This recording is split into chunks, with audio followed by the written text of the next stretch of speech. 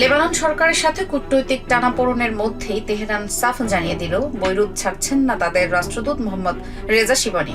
অভ্যন্তরীণ রাজনীতিতে হস্তক্ষেপের অভিযোগে লেবাননের পররাষ্ট্র মন্ত্রণালয় তাকে পার্সোনা নন গ্রাটা ঘোষণা করে রবিবারের মধ্যে দেশ ছাড়ার সময় বেঁধে দিয়েছিল।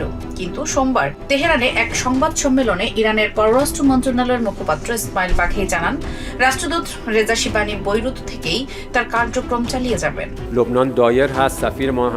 লেবাননে আমাদের দূতাবাস পুরোদমে চালু আছে। সংশ্লিষ্ট লেবাননি কর্তৃপক্ষের সাথে আলোচনা এবং আমাদের সিদ্ধান্তের পরিপ্রেক্ষিতে ইরানি রাষ্ট্রদূত বৈরুত থেকেই তার দায়িত্ব পালন করে যাবেন। সংবাদ সম্মেলনে বাঘেই বলেন, ইউনাইটেড আরব আমিরাতের অর্থনীতিতে ইরানি প্রবাসীদের বড় অবদান রয়েছে, তাই সেখানে তাদের সাথে ভালো আচরণের প্রত্যাশা করে তেহরান। এ সময় ইরানের বুশেহর পারমাণবিক বিদ্যুৎ কেন্দ্রের আশেপাশে ইসরায়েলি হামলার তীব্র সমালোচনা করেন ইরানি এই কূটনীতিক। বাঘেই সতর্ক করেন, পারমাণবিক স্থাপনার কাছে এ ধরনের হামলা অত্যন্ত বিপজ্জনক। একই সাথে ওয়াশিংটন প্রশাসনের পক্ষ থেকে আসা শান্তি প্রস্তাবকে অবাস্তব ও অযৌক্তিক বলে প্রত্যাখ্যান করেন তেহরানের এই কর্মকর্তা। বুশেহর বিদ্যুৎ কেন্দ্রটি বর্তমানে সচল। এর আশেপাশে বারবার হামলা চালানো অত্যন্ত বিপজ্জনক। এসব আক্রমণই প্রমাণ করে যে এই আগ্রাসী যুদ্ধে ইসরায়েলি শাসক গোষ্ঠী ও তাদের মিত্র আমেরিকা কোনো নিয়ম নীতির তোয়াক্কা করছে না। তবে আমরা স্পষ্ট বলতে চাই, এখন আমরা সামরিক আগ্রাসনের শিকার এবং আমাদের সমস্ত শক্তি বর্তমানে আত্মরক্ষায় নিয়োজিত।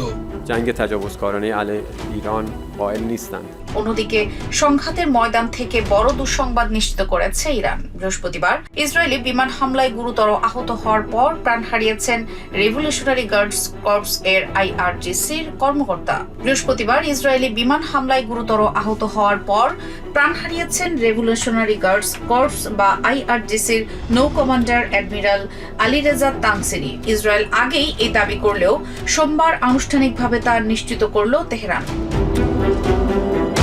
এদিকে তেহরানের সাথে পর্দার আড়ালে আলোচনা চালিয়ে যাওয়ার ইঙ্গিত দিয়েছেন প্রেসিডেন্ট ডোনাল্ড ট্রাম্প। তিনি জানান, ইরানের পার্লামেন্ট স্পিকার মোহাম্মদ বাঘির গালিবাফের সাথে যোগাযোগ রয়েছে ওয়াশিংটনের। ট্রাম্পের দাবি, গালিবাফের সাথে কাজ করা সম্ভব কিনা তা বুঝতে আরও অন্তত এক সপ্তাহ সময় লাগবে। তবে ইজিপ্ট, সৌদি আরব, তুর্কি ও পাকিস্তানের পররাষ্ট্রমন্ত্রীরা বৈঠক করে হরমুজ প্রণালী পুনরায় খুলে দেওয়ার যে প্রস্তাব দিয়েছেন তা নিয়ে তেহরানের অবস্থান এখনো ধোঁয়াশা। ক্রমবর্ধমান এই উত্তেজনায় পুরো মধ্যপ্রাচ্য এখনো এক চরম অনিশ্চয়তার মুখে।